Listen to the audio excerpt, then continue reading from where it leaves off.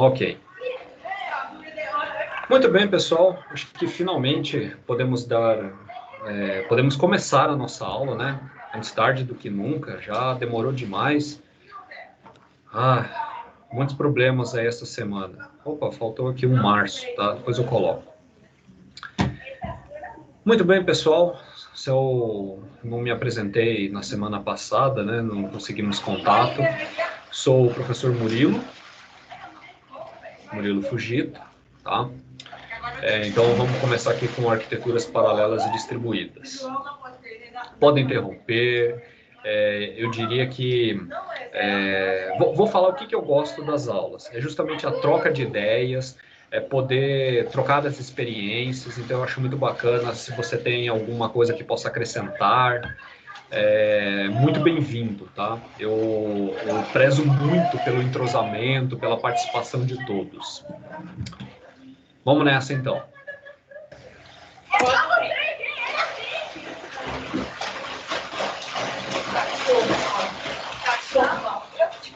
Olha, fazendo um gancho com o que nós vimos, né? Pessoal, eu vou fazer o seguinte, depois eu vou pegar a aula que foi gravada, vou jogar no YouTube e eu vou mandar um link para vocês, tá? Fiquem à vontade, se vocês quiserem criar um grupo, outras salas fizeram um grupo, eu fui adicionado, passo os recados, não tem por que ficar fazendo restrições, tá? Eu acho muito importante nós termos uma boa comunicação, um bom entrosamento, como eu já mencionei, tá? Só fazendo um gancho, então, no que foi abordado, eu comecei bem básico, tá, na semana passada, o que é um sistema distribuído, alguns exemplos. Então, só para nós retomarmos, né, o que já foi comentado, sistema distribuído, né, uma grande rede com vários computadores, e aí foi visto problemas, como, por exemplo, e-commerce. Não é uma coisa bem simples você ficar fazendo uma compra online. Requer que a identificação do usuário, número de cartão de crédito. Pessoal, tá dando para ouvir bem, tá? Comenta aí se tem algum problema, tá? Qualquer coisa a gente vai fazendo um ajuste, tá? Interrompam. Então, enviar o número do cartão de crédito, todas as informações para que aquela compra seja processada. Você tem problemas de segurança, você tem problemas de garantia de realmente estar indo para o destino certo.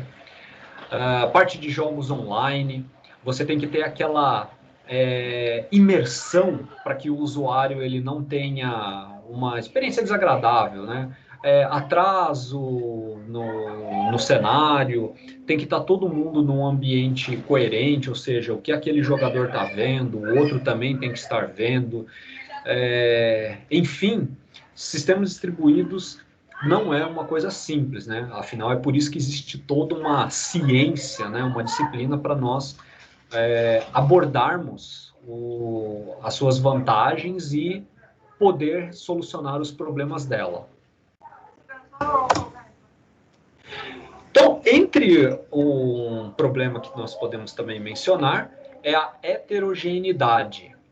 Nós sabemos que nem todo mundo está com a mesma máquina, o servidor que atende no endereço não é o mesmo, não tem a mesma configuração que está em outro endereço. Então, todas essas diferenças, elas causam uma dificuldade no comportamento, na comunicação entre as duas pontas. E essa heterogeneidade, ela vai... quais são os aspectos que nós temos que encarar, né? Aí nós temos uma figura de uma rede, que como vocês podem ver, né, isso daí é para dar uma ideia, né? Nós temos aqui o backbone. O backbone é o grande fluxo de dados, né? Como, por exemplo, o Embratel, que tem que distribuir para vários ISPs, né? O Internet Service Provider, ou o provedor de serviços de internet, que é aquele que você fez um contrato para sua residência. vários computadores diferentes, vários servidores diferentes, enfim, as redes, né, têm roteadores também bastante distintos entre si, então já dá para ver que todas essas diferenças... Chegou alguém? Vou bater um bip aqui, deixa eu ver. Ah, aqui, vamos admitir. Beleza. Como vocês podem ver, existem várias distinções, né, de máquinas aí que você tem que dar um jeito de todo mundo falar a mesma língua. As redes são diferentes, né? Não tem só a Ethernet, existem também outras redes. Pense aí, grandes empresas, bancos, nem sempre eles usam o mesmo protocolo doméstico. Hardware de computador, é claro, né? Cada um tem um computador. Para começar, marca, né? Cada um tem a sua preferência. Sistema operacional, então, né, tudo bem, hoje em dia nós temos aí o Windows para usuários finais, servidores, tem bastante servidor Linux aí, e vice-versa, né, servidor com Windows, usuário com Linux, macOS, linguagens de programação.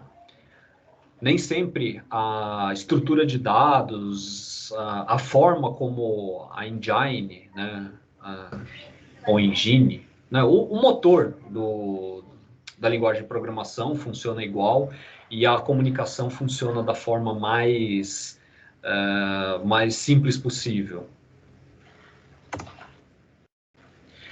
E outra coisa é que cada desenvolvedor fez a sua aplicação para uma determinada comunicação, para um determinado propósito, e cada um pensa de um jeito, né? Tem a sua própria lógica. E isso, é claro, também pode causar aí algumas divergências na hora dos programas conversarem. Tá?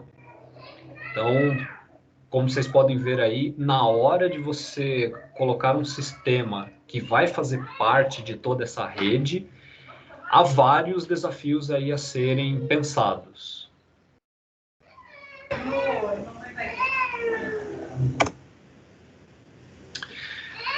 Aí, nós temos os protocolos de internet, né, que são vários, o mais famoso dele, o IP, né,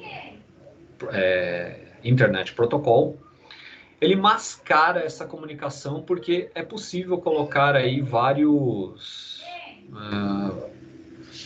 é ele que vai fazer a parte inteligente da comunicação e estabelece a comunicação, né, a troca de mensagens. Nós vamos ver mais para frente também mais detalhes sobre isso. Deixa eu só ver sobre a câmera. Não sei se está bem fluido.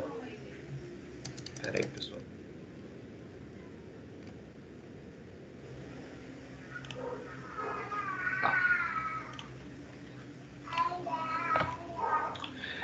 Olha só, também dependendo do hardware, né, a ordem dos bytes de leitura na hora de interpretar um determinado dado é muito relevante saber como o interpretador interpreta. Eu não queria que fosse redundante assim, mas teve que ser, tá? Vai depender muito como os dados chegam. Esse Big Endian e o Little Endian são justamente como o dado começa a ser lido, tá? Existe o bit mais significativo, vamos pensar assim, você tem a centena, o número 137. É mais significativo o número 1 do que o número 7, né? A centena ela é mais relevante do que a dezena. Então, a leitura começaria pelo bit mais significativo. Little Endian começaria a leitura pelo menos significativo. Voltando ao número 137, ele começaria a ler o número 7 até em direção ao número 1. Tá? Então depende como a ordem dos dados são lidas, um sistema vai enxergar de uma forma e o outro sistema de uma outra forma. Então, esse é outro detalhe muito importante, tá? Saber como a outra ponta faz a interpretação do dado. A programação, como já falei, existem várias implementações. E aí, como é que os desenvolvedores conseguem fazer com que essa comunicação ela funcione? É por isso que voltamos aqui nesse item, né? Protocolos de internet, onde existe um mascaramento. Por quê? São adotados padrões comuns para que o propósito, né, entre as redes, as máquinas, consiga funcionar da forma mais correta. Eu preciso mandar um arquivo da origem para o destino. Cada linguagem de programação tem a sua forma de tratar esse tipo de processo, né? Só que daí há uma necessidade dos sistemas operacionais, da programação, em si, de tudo que for envolvido, adotar formas comuns, né? Para que essa linguagem, esse comando, seja bem entendido pelas duas pontas.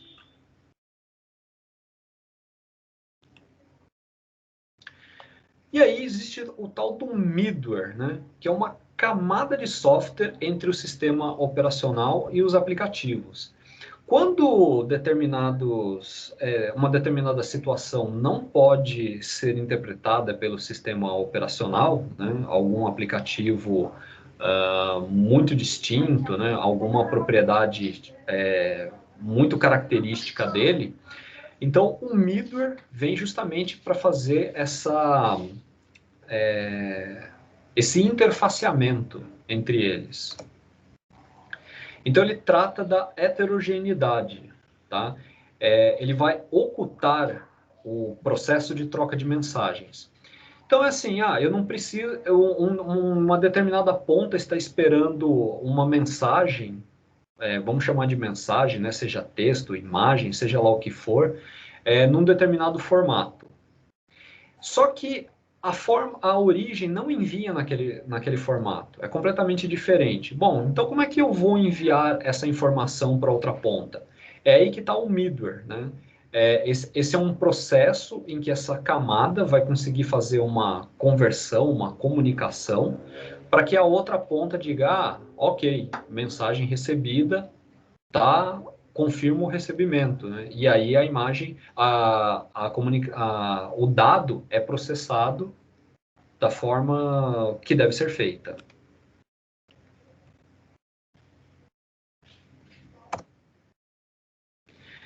Aí temos também a migração de código, também conhecida como código móvel. É quando um programa ele é executado em uma máquina. Você escreveu ali um determinado código, funciona numa certa máquina, e aí isso vai ser portado para executar em uma outra máquina.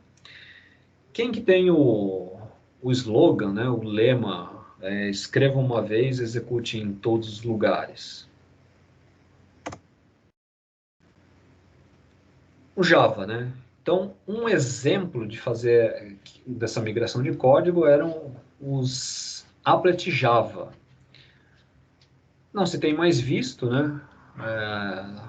As tecnologias vão evoluindo, mas acredito que vocês devam se lembrar que acontecia de carregar uma determinada página e tinha ali um mini aplicativo, né, que estava executando em Java, que é exatamente esse exemplo de migração de código. Foi feito por uma máquina, mas outras máquinas também conseguem executar.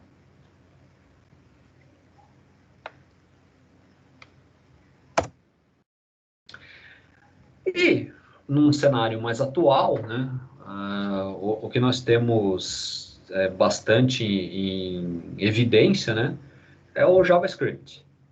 Esta linguagem, né, ela sim tem sido fundamental, né, para que qualquer navegador que você use, ele executa em diversas máquinas.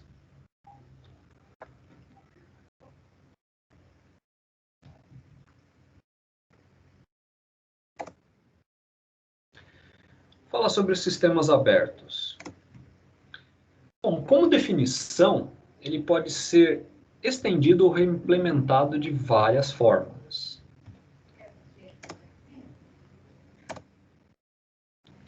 O que quer dizer isso?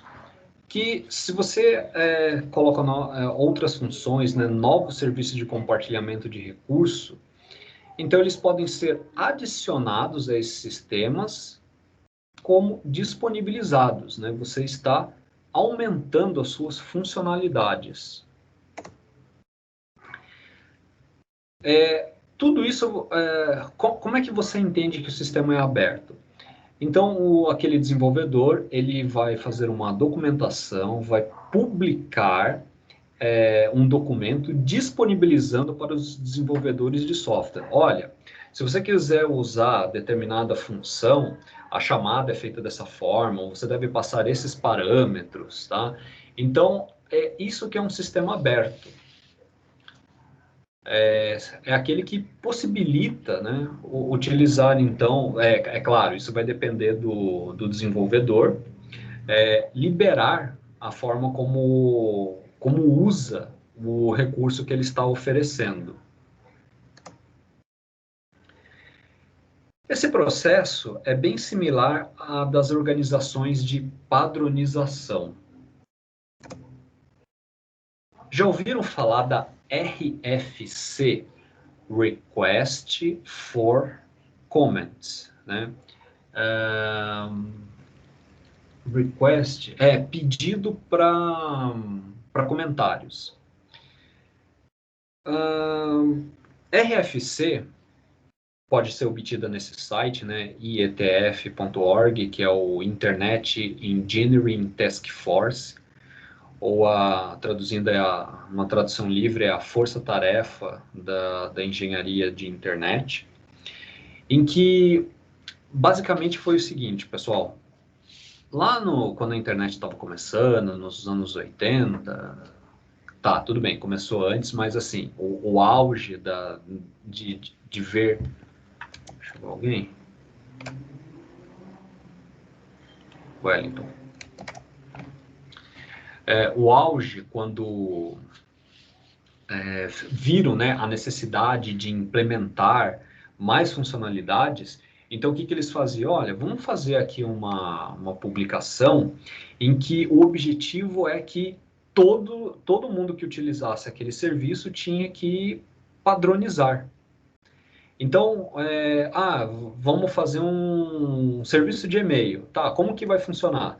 Olha, todas as regras estão nesse documento, RFC número 2134. Tá? Um exemplo. É sempre assim, era o nome RFC seguido de 4 algarismos. E ali tinha todas as definições. Por quê? Não podia funcionar, para uma pessoa funcionando de um jeito. Você já fica irritado quando fala, o cabo não serve no meu celular, não consigo carregar. Fazer de uma forma universal não é bem melhor? Não tenha dúvida, né? Então, a partir do momento que você tem um documento onde ali tem todas as regras, tudo bem estabelecido, tudo muito claro, todo mundo vai seguir essas instruções. Então, isso que era importante, né? Uma padronização. Então, isso é a mesma coisa que é feita na documentação. Olha, o meu recurso que eu estou disponibilizando funciona dessa forma, assim, assim, etc., né? Então, dessa forma, todo mundo consegue seguir e utilizar sem erro aquele recurso. Outro que também faz a padronização é o W3C, né? O World Wide Web Consortium, também obtido nesse endereço, que basicamente são órgãos de grande responsabilidade por manter padrões de funcionamento na internet. Então, o sistema ele é aberto, você, os demais desenvolvedores podem usar, o que é uma grande felicidade, né? Diferente dos sistemas que são proprietários, onde apenas os executáveis é que são disponibilizados.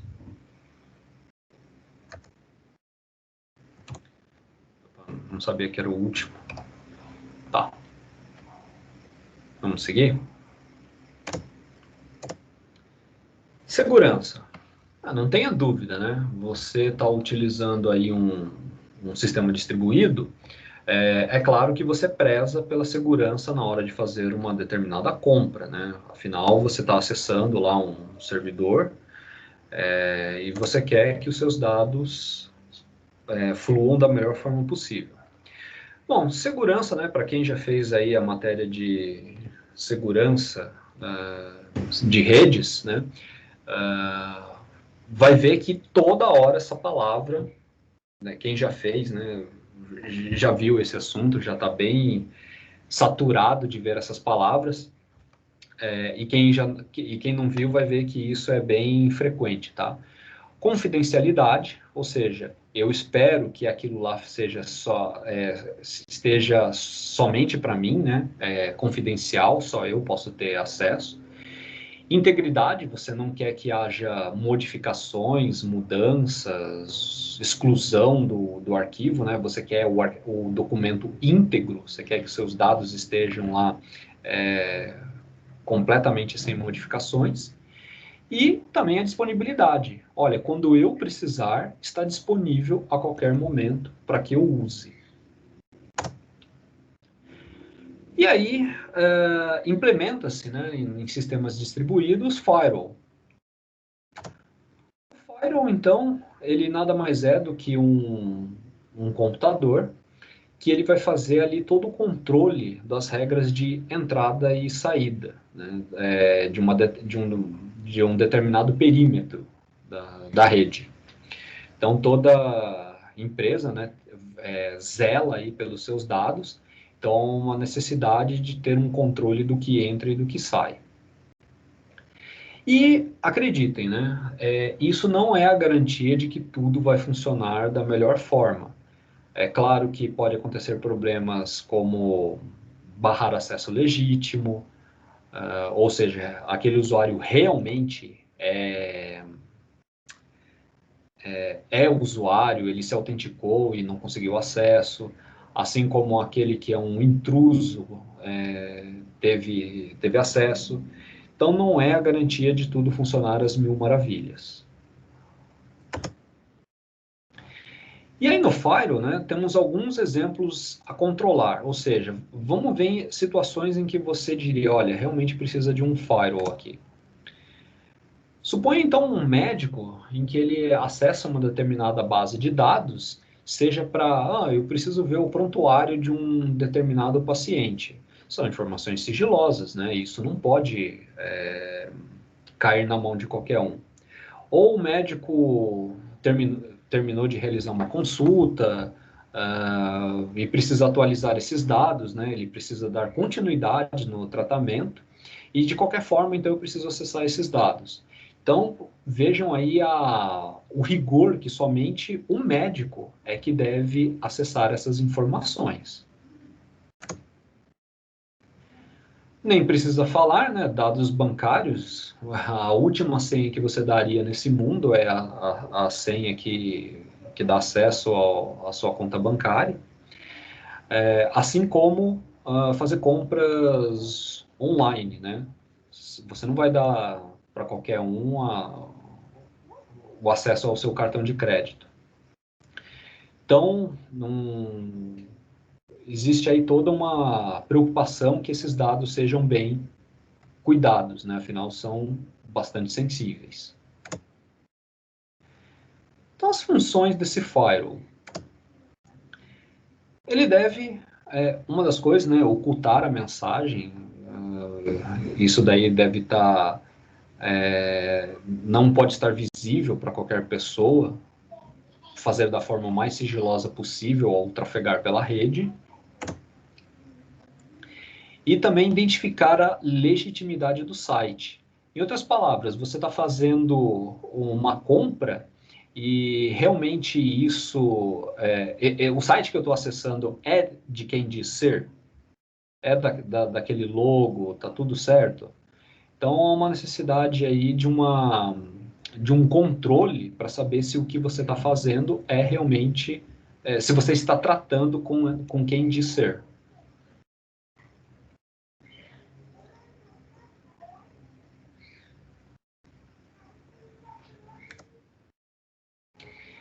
Escalabilidade. Bom, como definição, né, é permanecer eficiente de acordo com a mudança de tamanho. Então, entenda assim, mudança de tamanho não é só aumentar, é também reduzir. Então, para controlar uma determinada rede,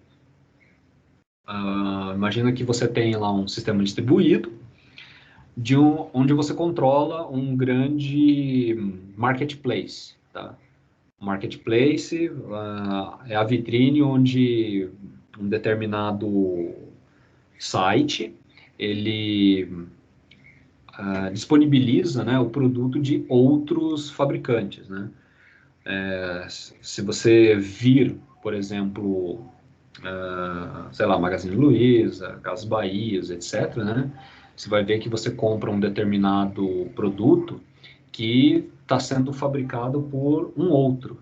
Então é justamente o fator visibilidade, né? Às vezes o pequeno fabricante ele não conseguiria tanto alcance, então isso é colocado no marketplace para que consiga alcançar um público maior, né? Então, esses grandes responsáveis aí por centro de distribuição, que colocam aí, que cuidam de grandes marketplaces, vocês sabem que dá sazonalidade, ou seja, chega a certas épocas do ano em que o acesso ele cresce muito. Então, é hora de você aumentar aí o seu parque computacional. E aí você precisa fazer funcionar da mesma forma, né, com a mesma eficiência, só que agora com mais servidores. E estendo, né, a palavra mudança de tamanho para reduzir o seu tamanho também. Afinal, a data festiva passou e aí você não tem necessidade de tantos servidores funcionando, é um custo muito alto mantê-los ativos, né? Toda a eletricidade para mantê-los ligados, o custo da infraestrutura, o pessoal para cuidar de toda essa rede, etc. Né? Então, passou essas datas festivas, você vai e diminui a quantidade de servidores. Então, escalabilidade é isso, né? Tanto aumentar quanto diminuir. Bom, quando foi adotado lá o IPv4, né, eram apenas 32 bits, e aí, como vocês já sabem, já esgotou aí todos os endereços. Então, hoje nós temos o IPv6, com 128 bits, afinal de contas, há uma grande preocupação aí também com IoT, né, a internet das coisas. E aí, você imagina, né, se uma torneira, uma geladeira, um fogão de micro-ondas, forno de micro-ondas, etc., todo mundo tiver um IP, aí que nós vamos realmente precisar de muitos IPs. Então, por isso que já foi pensado na escalabilidade da rede, né, para conseguir aí um número bastante expressivo para dizer, ó, agora não vai faltar, né? Tem uma estimativa aí que é possível colocar agora 10.000 IPs num metro quadrado. Então, eu acredito que agora realmente nós estamos bem servidos de endereçamento, né?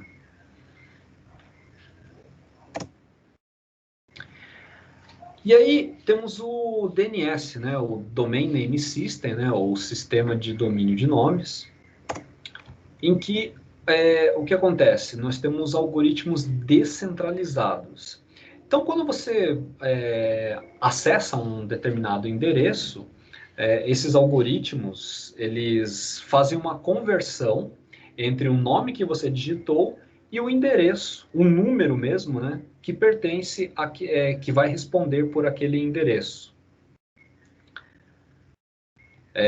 Pense no problema que seria se nós tivéssemos uma única máquina, tá, no planeta inteiro, onde você quer ver a notícia de um determinado portal e aí somente uma máquina faz essa conversão. Sabe lá que número você estaria na fila, né, para ser atendido e dizer, agora chegou a minha vez, foi feita a conversão, consigo ser direcionado para o meu site, né? Então, por isso a necessidade dos algoritmos serem descentralizados, porque assim, algum servidor em algum data center, né, ele vai pegar a sua requisição, vai fazer a conversão e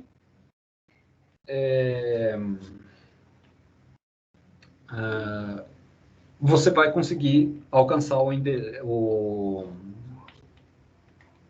endereço necessário, né, aquele que você tá procurando. Tratamento de falhas. Olha, sistema distribuído, né, já que nós falamos de heterogeneidade, tem máquina que para de funcionar, e aí isso pode começar a dar produção de resultados incorretos, ou a máquina ela para inesperadamente, o que é uma situação completamente indesejável. Algumas técnicas, né, para o tratamento de falhas. Vamos falar sobre a detecção. Tá? Bom, pode acontecer de detectar que o arquivo está corrompido, um servidor está danificado e parou de responder. Então vamos pensar nas possibilidades que podem acontecer numa rede, tá? Num sistema distribuído.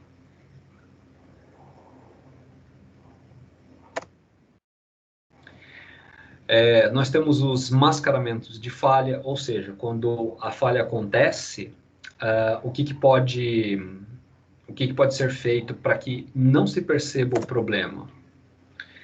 Temos, por exemplo, retransmissão da mensagem, né?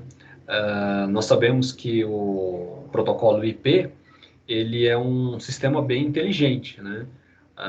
Sabemos que os pacotes, né, eles são fragmentados na origem, eles são enviados pacote a pacote e quando chega no destino, eles são remontados. E aí, caso aconteça algum problema no meio do caminho, o pacote perdeu, o pacote foi duplicado, né? Qualquer que seja o problema que é indesejado, sinaliza, eu não recebi tal informação.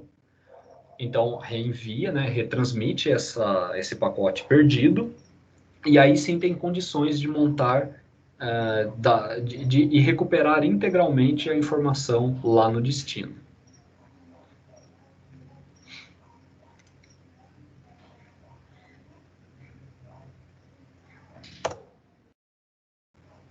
Temos também gravação redundante, né? Pode acontecer aí de alguns servidores, acho que já escutaram o termo gravação RAID, né? Existem alguns números aí para o RAID 0, 1, 5. E aí uma situação bem interessante, né? Que pode mascarar as falhas você tem um espelhamento dos dados contidos em um determinado servidor.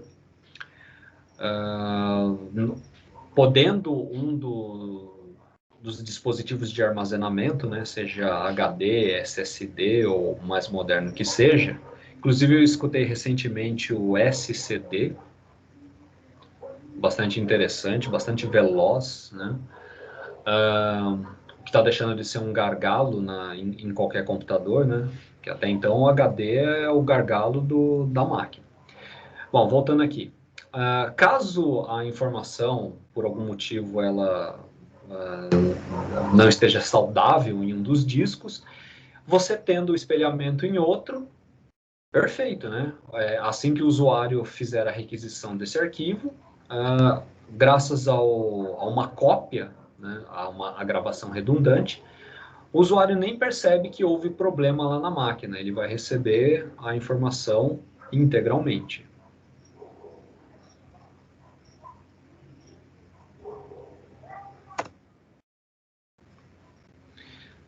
Tolerância a falhas.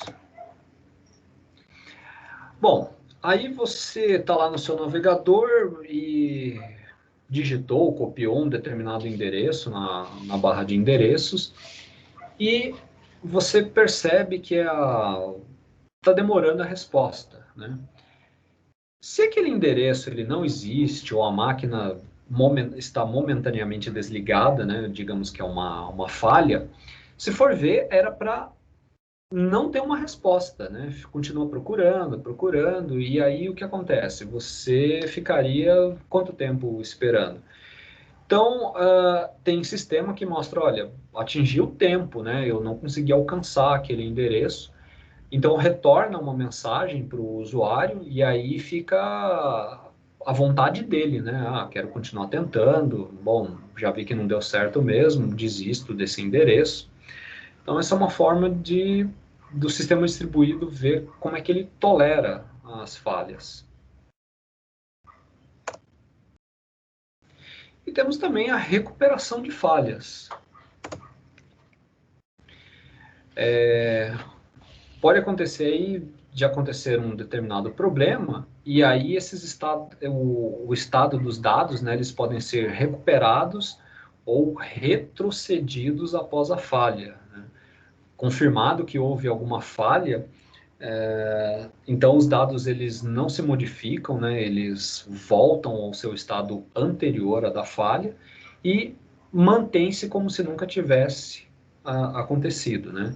É claro que existe aí um processo, né, para detectar que realmente houve o problema e ativar alguma propriedade, algum mecanismo que recupere as informações antes de ter acontecido o problema.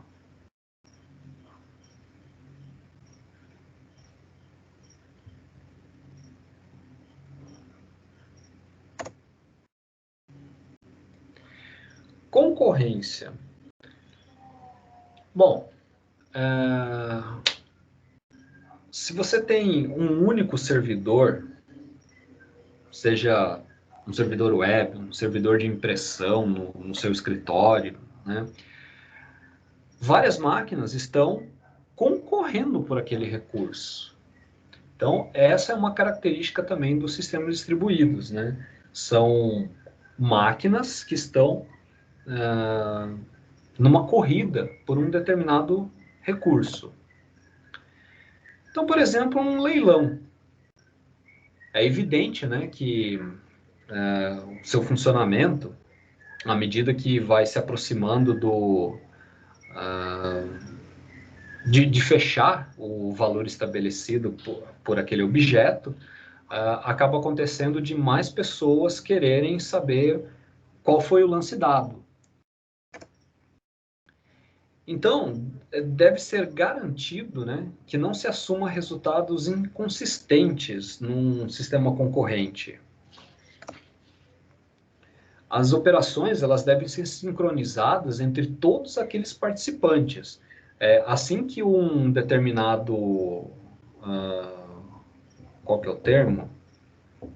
Lance, né? Assim que um determinado lance ele é divulgado, toda essa informação ela deve ser enviada para todos que estão presentes nesse leilão virtual, né?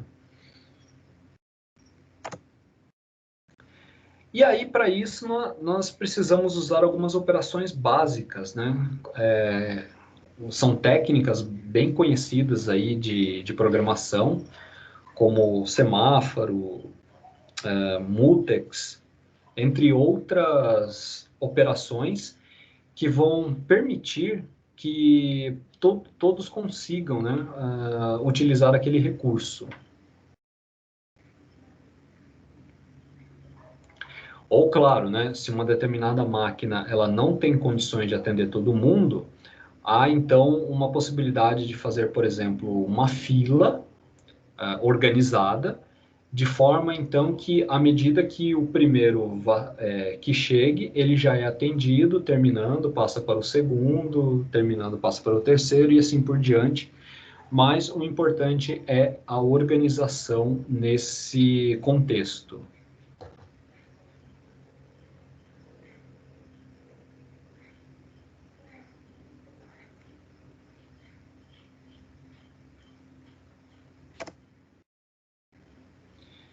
Bom, transparência. A palavra que cai bem com transparência é ocultação de determinadas processos, tá? De determinadas situações. Uma palavra, um toque pessoal que eu dou para transparência é ilusão. Deixa eu explicar por quê. Porque dessa forma não há o usuário ele tem a ilusão de que existe uma única máquina, né, que está comunicando com a máquina dele. Ele nem sabe quantas máquinas existem, aonde que está essa máquina, então dá uma ilusão para o usuário, né, de dar aquela experiência que está acontecendo a melhor comunicação fluida possível. E aí existe aí um tal de ANSA, né? Não sei, simplesmente é esse nome, tá? É um departamento ou algum órgão autorizado, né, que cuida de padronização, e eles estabelecem 8 formas de transparência. Então, temos transparência de acesso. Transparência de acesso é aquele que permite que recursos locais e remotos eles sejam acessados com o uso de operações idênticas, né? Independente se você está remoto ou não, a forma como você verá a comunicação, ela é do mesmo jeito. Temos a transparência de localização, é aquele que permite que os recursos sejam acessados sem o conhecimento da sua localização, né? Eu não sei onde é que está, se isso está num prédio, se isso está numa casa, se isso está... não sei, tá? Então, uma determinada máquina pode responder independente do local dela.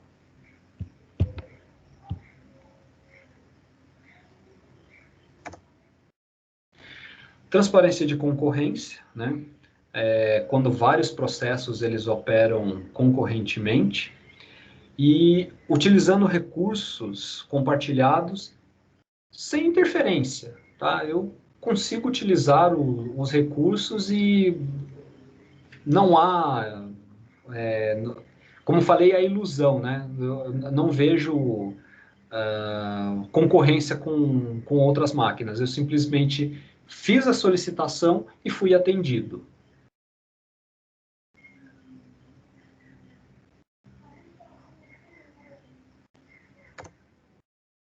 Transparência de replicação, né? Replicar significa fazer cópias em outras máquinas. Então, isso permite que várias instâncias, né, sejam usadas, aumentando a confiabilidade e o desempenho. E as réplicas, elas nem sabem, né, quantos usuários também estão... melhor, os usuários, né, eles nem sabem quantas réplicas existem.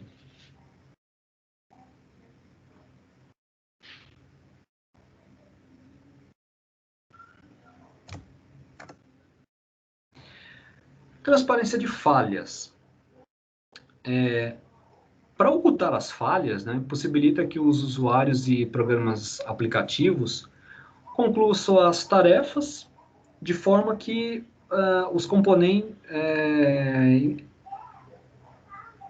como é que é esse aqui? Ah, é, basicamente é assim, eu consegui ter uma resposta, tá? Mesmo assim, houve uma falha, deu algum problema, mas no final das contas a resposta chegou para mim.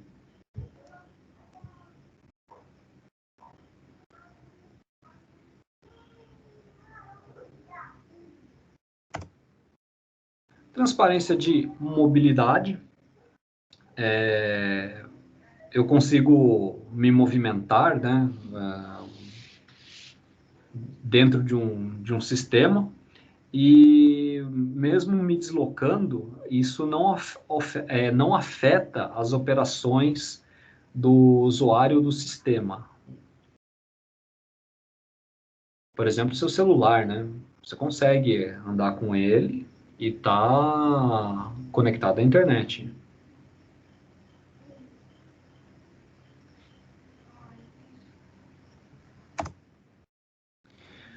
Transparência de desempenho é aquela situação em que, de repente, mais usuários eles estão requisitando aquele endereço ou aquele serviço, seja lá o que for, e mesmo com essa variação de carga, ainda assim o sistema está te entregando as suas respostas.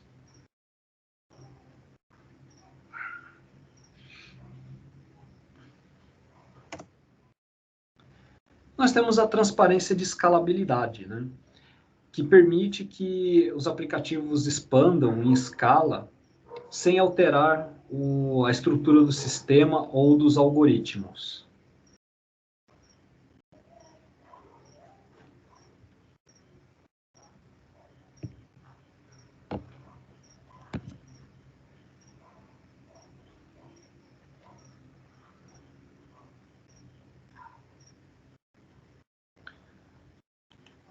Opa.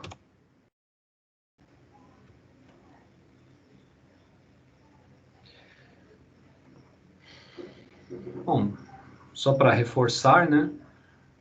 Como vocês podem ver aí, nós vimos várias situações em que dá aquela ilusão de mil maravilhas, né? Apesar de todas as dificuldades que os sistemas distribuídos eles possuem, ainda assim passa aquela ilusão de que o sistema ele responde satisfatoriamente, né? Então, 8 formas de transparência que acabamos de ver.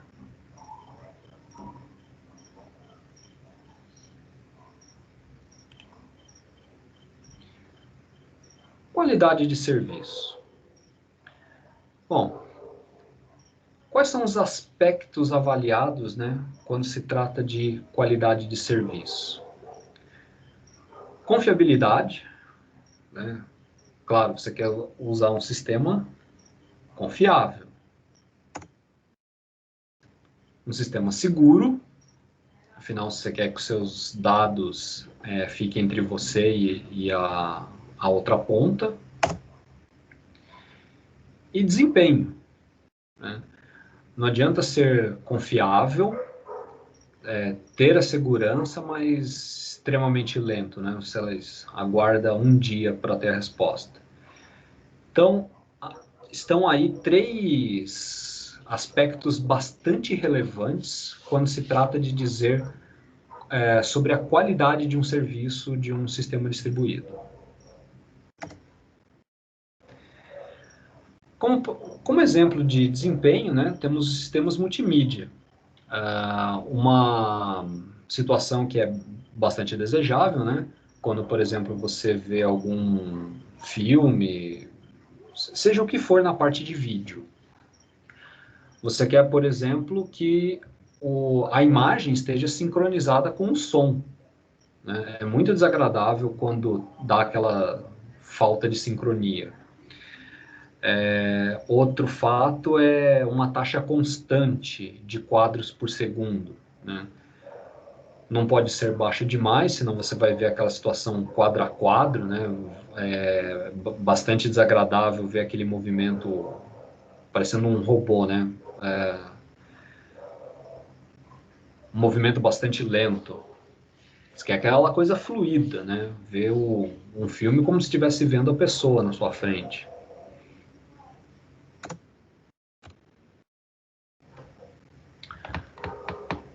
Que mais?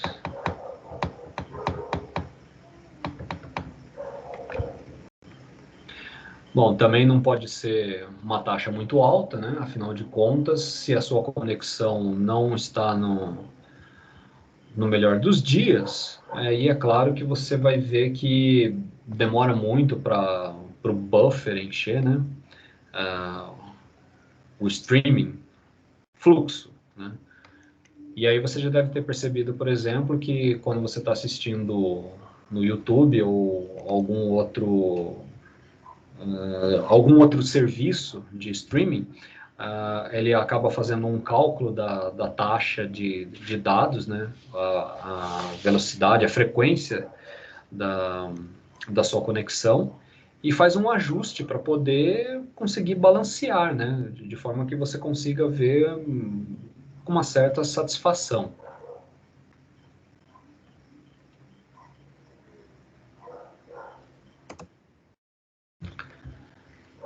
Vamos falar então de um estudo de caso, a WWW, né? A World Wide Web.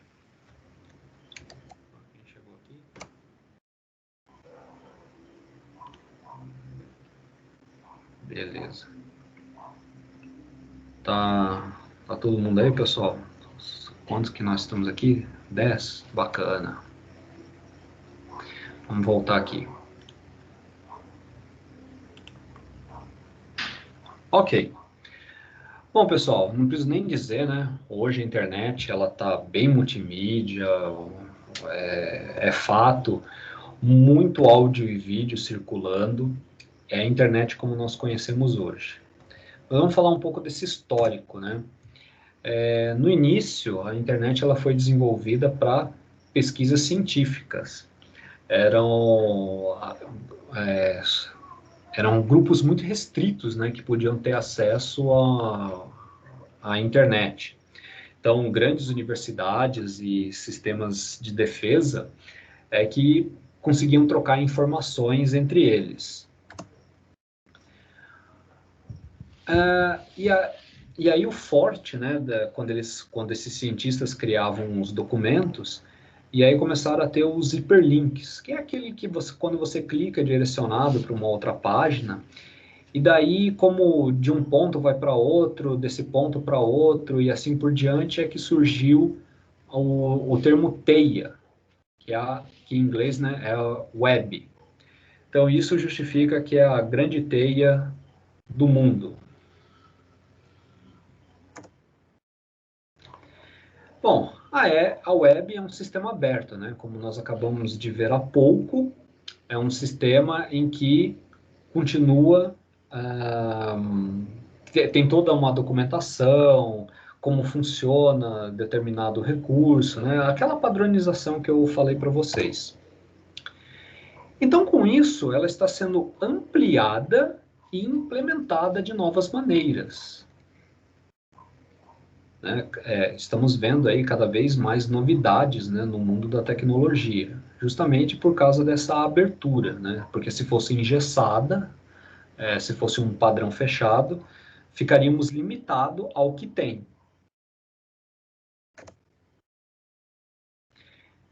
E aí o bom é que essas novidades estão surgindo e não está tendo interferência no que está funcionando, né? Os serviços que você vê hoje continuarão em atividade, mesmo se aparecerem aí novidades aí para frente.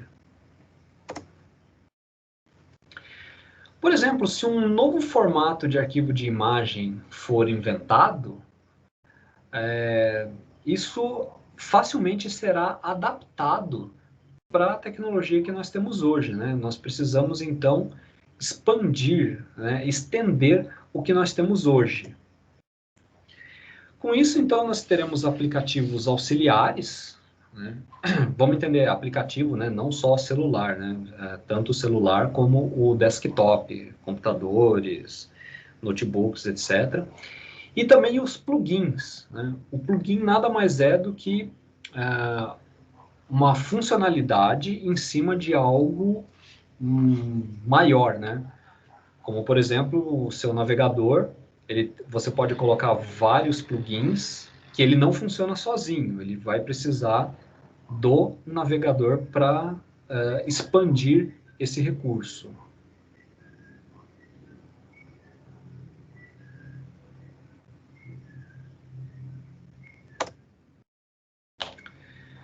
Então, por exemplo, ao acessar uma página eletrônica, né, um site, o navegador ele vai interpretar o tipo do arquivo, né, o HTML, e o servidor ele não sabe que é um HTML, ele simplesmente informa o tipo de arquivo, né? Basicamente, um, o cliente, né, o navegador, ele faz a requisição e o servidor ele é programado para devolver a resposta, ele vai informar o tipo de arquivo. Né? Esse tipo de arquivo, entenda, é um arquivo de texto, um arquivo HTML, né, onde o navegador ele vai renderizar as informações que chegam, ele vai baixar ele vai informar que é uma imagem, vai informar que é um PDF, vai informar o tipo que for o documento, tá? E aí todo o URL, né, todo o endereço, ele tem o seguinte esquema.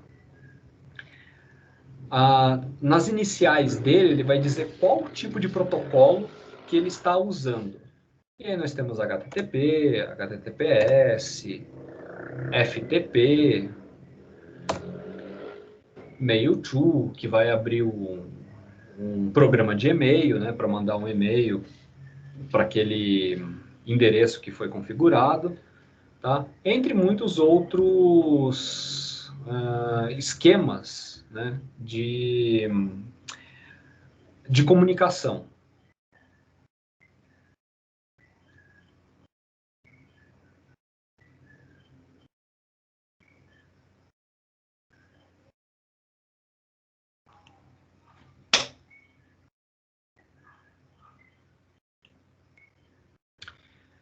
Bom, vamos dar uma olhada aqui como é que funciona uma URL, né?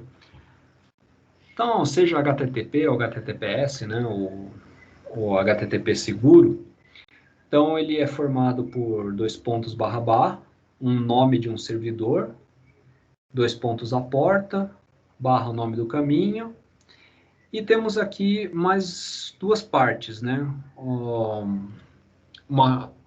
A interrogação seguida de uma consulta e um fragmento. Vamos interpretar isso daqui como ele funciona. O que tiver entre colchetes é opcional, tá? Por exemplo, a porta, se você não colocar nada, o navegador ele já entende que você está acessando a porta 80. Se não for 80, é necessário explicitar qual que é o número da porta.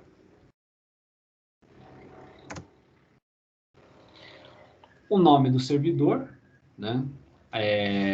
Aquilo que eu já tinha falado para vocês, dependendo do nome que você vai escrever, vai ser necessário realizar uma consulta de DNS, né, para converter para um determinado número, e isso sim é que vai levar até o destino que você está direcionando. O nome do caminho opcional, né? De repente você sabe o nome do servidor barra uma determinada pasta, um determinado diretório, né? Então você já acessa diretamente tal, tal caminho. Se essa informação, né, o nome do caminho estiver ausente, ele carrega a página padrão. Acredito que vocês saibam que se, por exemplo, você digita somente o nome opcional, né, o nome do servidor, ele vai procurar necessariamente um arquivo de nome index.html. Caso ele não ache index.html, vai procurar outras extensões, .php, .htm e assim por diante, tá? Isso vai depender da configuração do servidor.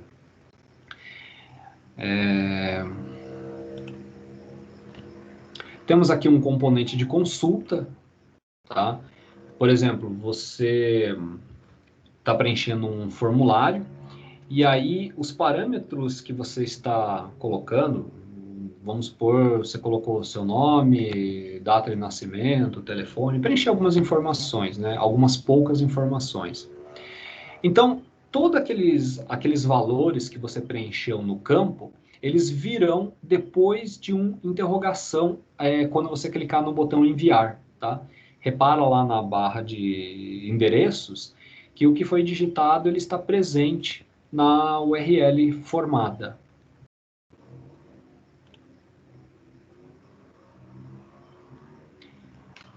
Aí nós temos algumas interações, né, do HTTP, requisição-resposta.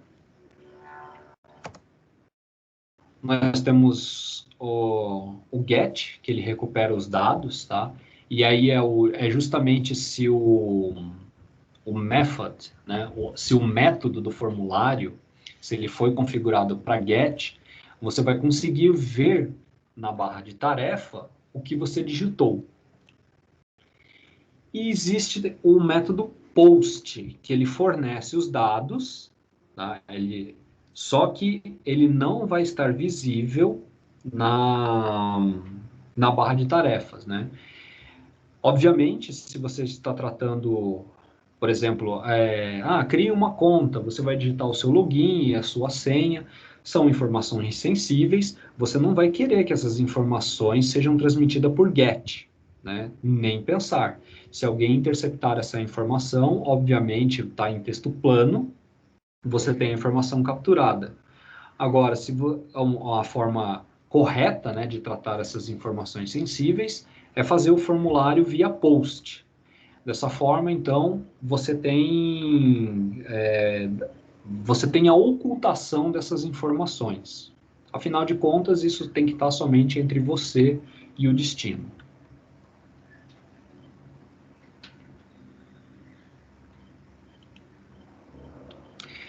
Temos o conteúdo... Nunca sei pronunciar isso aqui, tá? Se alguém souber, por gentileza, só me falar. O MIME, tá? Existem algumas palavras-chave, né, que ao carregar uma determinada página, né, fazer a construção da página, vai dizer o que é para ser exibido. Então, por exemplo, se contiver text/html, né, você sabe que é uma página em texto, onde tem ali todas as informações em HTML. Image/GIF vai exibir alguma imagem em formato GIF. Application/zip, né? O navegador ele vai chamar algum aplicativo de compactação de dados, tá?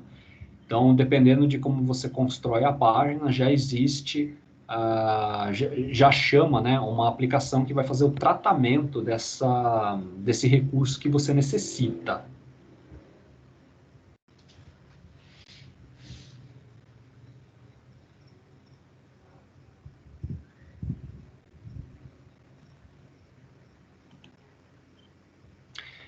Páginas dinâmicas.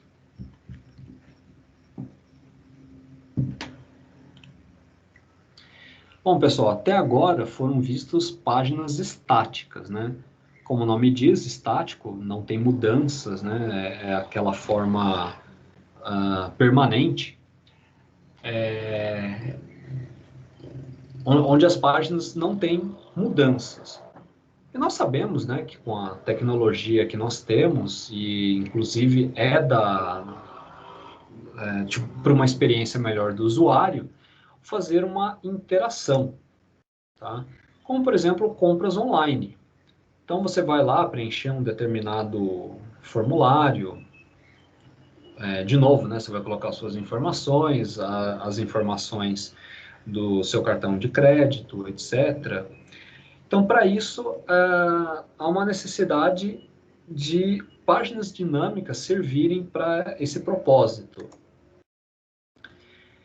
Então, existem os CGIs, os Common Gateway Interface. Olha, contando um pouco do que já fiz, o primeiro CGI que eu mexi foi com um shell script do Linux. Muito bacana, né? Não sei se vocês conhecem o shell do Linux, mas como ele tem muitos e muitos comandos, inclusive é uma interface para você lidar com a máquina, né? Então bastava você misturar comandos com algumas tags HTML, que pronto, ali você já tinha uma página que era dinâmica, o suficiente para você, por exemplo, copiar um arquivo de um lugar para outro, claro, desde que haja permissão lá no destino, né?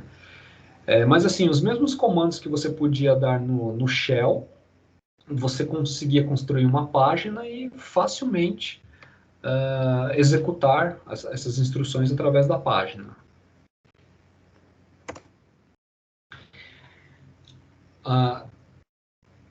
Assim como, por exemplo, a linguagem C não é a melhor, mais indicada, né, para fazer páginas, né, Shell Script também tem suas limitações. Então, nós temos linguagens mais adequadas para esse fim, como, por exemplo, o Ajax, né, que nada mais é do que um JavaScript assíncrono usando XML.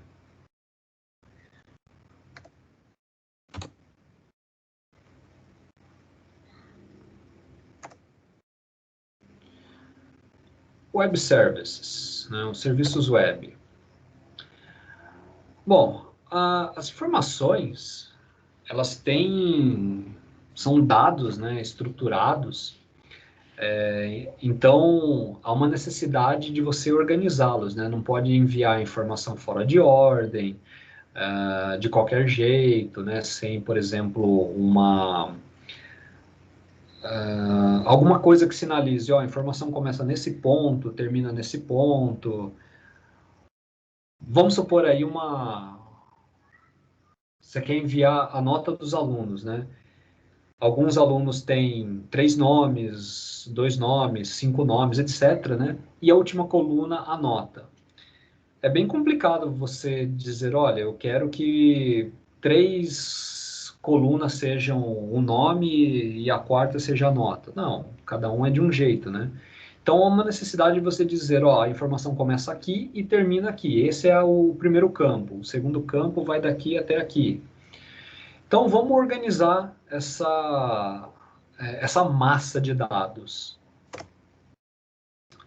O HTML, ele apenas apresenta o conteúdo, né? Ele é renderizado e te mostra ali na tela essas informações. Agora, se você usar XML, tá, pessoal? Tem realmente coisas mais modernas, mais adequadas, tá? Mas vamos ver um histórico aqui, tá? Como o XML ele tem a sua forma padronizada, estruturada e específica para um determinado aplicativo, ele torna bastante interessante para você trazer o XML no meio da sua página. Então, eles são portáveis entre os aplicativos. Então, se um determinado aplicativo está esperando uma determinada mensagem, é bastante interessante que ele seja envelopado pelo XML, porque a outra ponta sabe a estrutura que está esperando, né? Você mesmo pode criar as tags, né? Esse daqui é o endereço, a tag raiz, aí tag dados pessoais, dentro dos dados pessoais, nome, endereço, telefone. Então, todos esses nomes podem ser criados nas tags XML. E aí, o que é usado bastante, né, o REST, uma tecnologia também bastante empregada, mais em evidência, né? Basicamente, o que quer dizer esse todo recurso na web tem um URL e responde ao mesmo conjunto de operações? Depois do nome do servidor, você pode colocar um barra cadastro. Então, tudo que for cadastro vai acabar coletando todas as informações. Barra visualizar. Vou visualizar todas essas informações que eu tenho. É claro, né? Quem faz o sistema, né? Não pode deixar visualizar tudo, mas de alguma forma pode visualizar uma parte. Mas para resumir é isso, né? O que vier depois do barra, né? Aquele nome sempre faz aquela mesma operação para todas as requisições do usuário.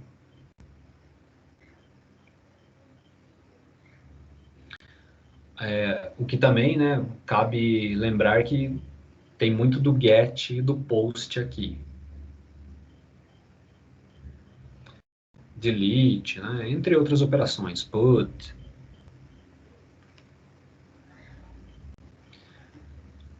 Aí já entra um pouco mais de programação. Mas só para contextualizar, né, do que está sendo falado.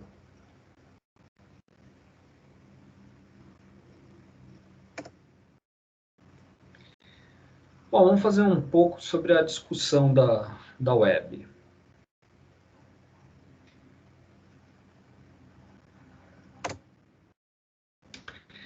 Não é as mil maravilhas, né? Nós temos algumas situações indesejadas, como, por exemplo, hiperlinks quebrados.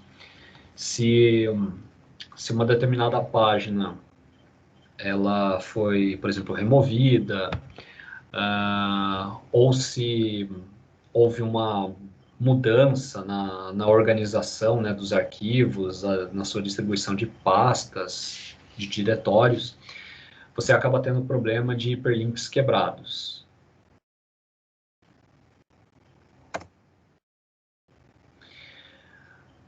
Aqui nem bom nem ruim, né? Apenas comentar sobre web semântica. Já ouviram falar? Basicamente é o seguinte, né? Nós sabemos que os robôs do Google, eles estão varrendo a internet e indexando todo o conteúdo. Então, na hora que você cria uma determinada página, existem algumas palavras-chave, né, que você coloca na elaboração da página, e isso vai ser interpretado lá pelos mecanismos de indexação. E aí, dependendo de que posição você coloca essa informação, tem mais ou menos relevância. Vamos dar um exemplo aqui para ver se eu consigo ser um pouco mais claro. Você quer falar sobre um novo mouse da Apple. Então, numa determinada página, você coloca lá... Você não, né? Vamos colocar duas situações. Numa determinada página, mouse da Apple está num título, em letras grandes, em negrito e tal. Numa outra página, no meio de um parágrafo aparece lá mouse da Apple. Dá para ver que tem mais relevância lá no título, porque provavelmente no título deve abordar, né, falar mais ao longo do texto sobre esse mouse da Apple. Talvez no parágrafo esteja apenas comentando que vai ser lançado um produto novo, né? Então, dependendo de como você coloca essas informações, você vai dando relevância na busca, tá? Para isso existem tags também, né? Que vão dar mais ou menos importância na hora de indexar, se é no título, se é numa seção, numa tag article, né, artigo.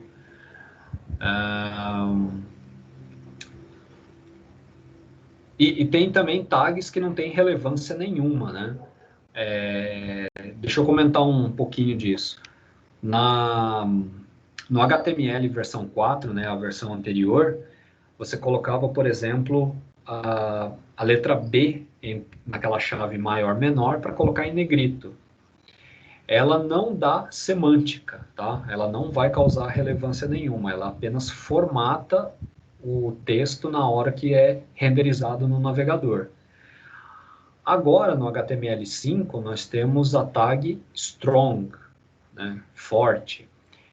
Ela dá realmente mais semântica, né? Dá mais relevância na hora em que os mecanismos de indexação leem a página.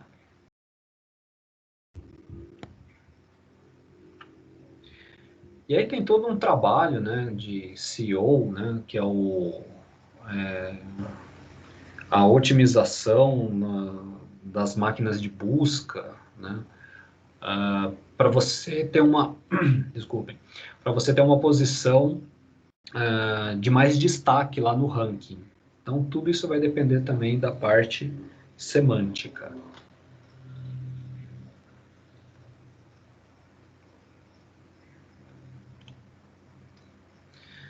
Bom, só para fechar, né, coloquei aqui uma perguntinha para a gente trocar uma ideia. Vamos lá. Programa servidor escrito em uma linguagem, por exemplo, C, fornece a implementação de um objeto destinado a ser acessado por clientes que podem estar escritos em outra linguagem, por exemplo, Java. Os computadores cliente e servidor podem ter hardware diferente, mas todos eles estão ligados em uma rede. Descreva os problemas devidos a cada um dos 5 aspectos de heterogeneidade que precisam ser resolvidos para que seja possível um objeto cliente invocar um método no objeto servidor. Vocês lembram esses 5 aspectos aqui? Nós tínhamos rede, deixa eu me lembrar, rede,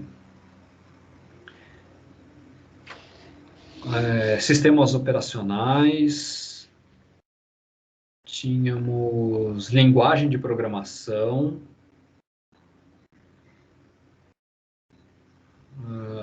a implementação de cada desenvolvedor, e acho que está faltando um, né?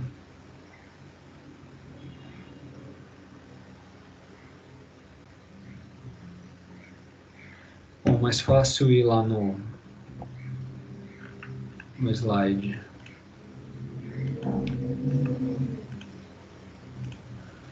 Aqui. Então vamos lá. Nós temos um programa em C para conversar com um programa em Java. E aí nós temos esses cinco aspectos, né, para levar em conta. E aí, quais problemas podem surgir quando um programa em C precisa conversar com um programa em Java?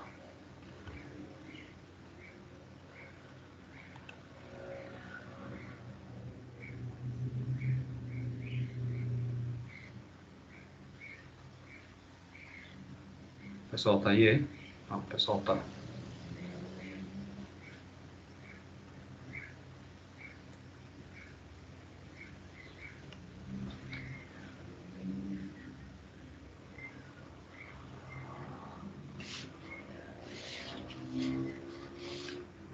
Opa. Ah, beleza aí. Eu estava na outra tela, não vi aqui. Joia. Bom, galera, acho que vou começar dando minha ideia, tá? Acho que o primeiro ponto é justamente a linguagem de programação, tá? Não sei o quanto vocês conhecem de programação, mas C, ela é uma linguagem procedural, enquanto Java é orientado a objeto. Então já tem um problema aí que a linguagem C não tem classe, né? Já começa por aí o problema da compatibilidade. Tá? Concordam com a dificuldade? Tá? Esse é um aspecto.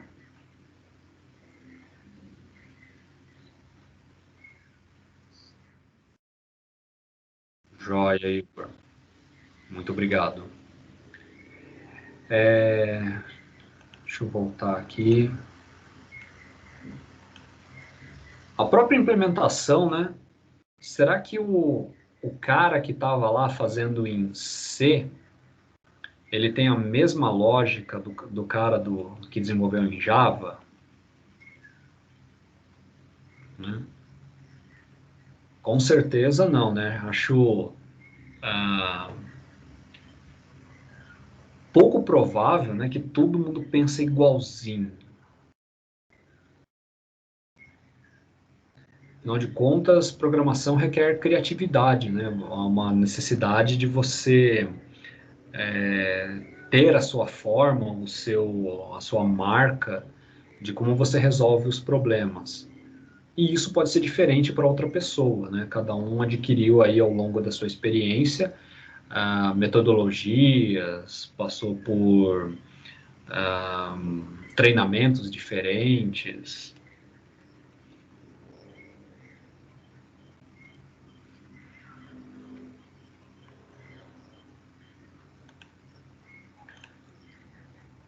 Mais alguém quer comentar alguma coisa?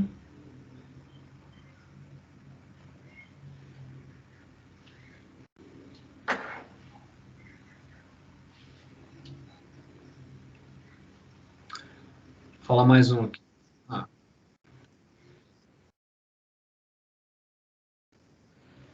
Ah, certamente, né?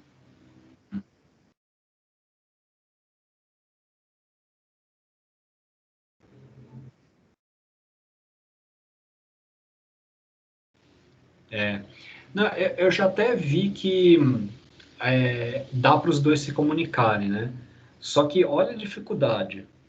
Enquanto no Java ou qualquer outra linguagem orientada a objeto você faz classe, no C você tem que montar uma struct com as mesmas com os mesmos tipos, né? Se lá está esperando uma string, um inteiro e um bool, tem que ser igualzinho o struct que você está criando, tá?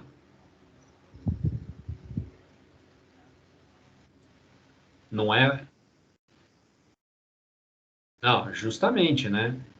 Pense, se você está à frente de um grande sistema, você tem a responsabilidade de fazer duas pontas se comunicarem. Não é o mais interessante você fazer vou sugerir na outra ponta fazer em C. Não, né? Eu diria que é muito trabalho. Você já vai ter um trabalho natural para conseguir satisfazer aquele cliente. E ainda você vai escolher uma linguagem que não é a mais adequada para a situação, né? Então vai vendo aí como a necessidade de certas análises, né?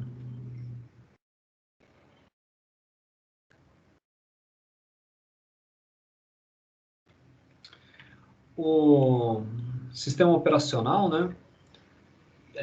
Tá certo que uma máquina, quando conversa com outra, vai ser o IP, que vai ser o mediador da história, né?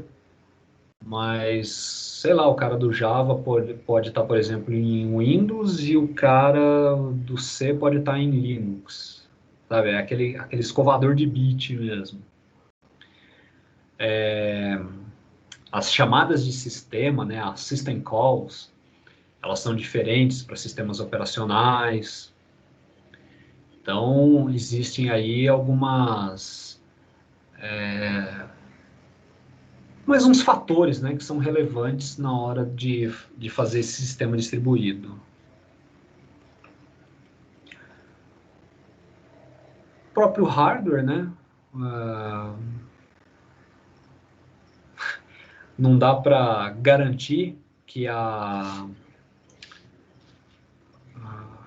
configuração, né,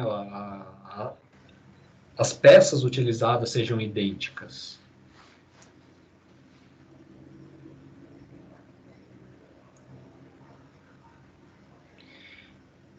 E acho que, por fim, redes, né? Acho que podemos pensar na seguinte ideia. São duas pessoas que estão em redes distintas. A rede de um pode estar fluindo bem, né? Tem um bom throughput, né? Tem uma boa vazão de dados. A rede do outro cara, ele tá numa rede congestionada, tá dando lag, né? Um pouco de atraso nas respostas.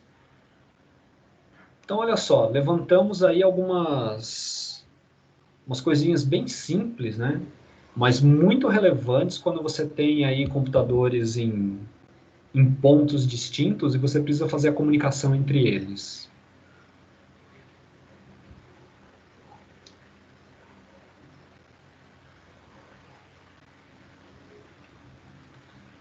Bom, esse era o último slide, então, tá?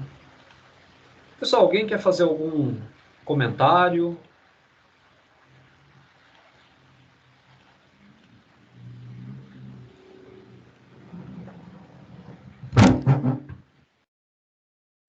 Beleza, agradeço. Bom, pessoal,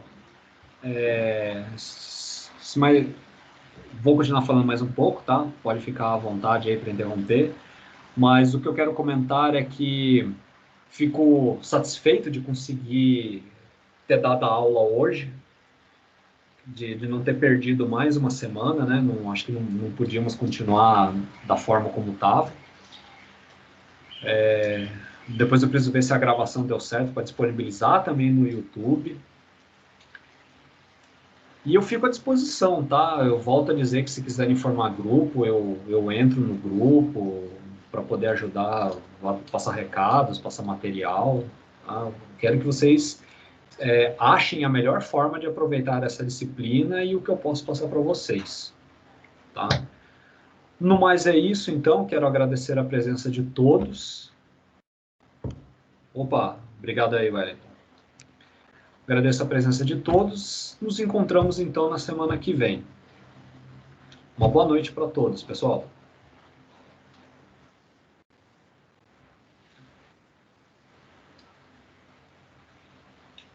Valeu, pessoal. Boa noite.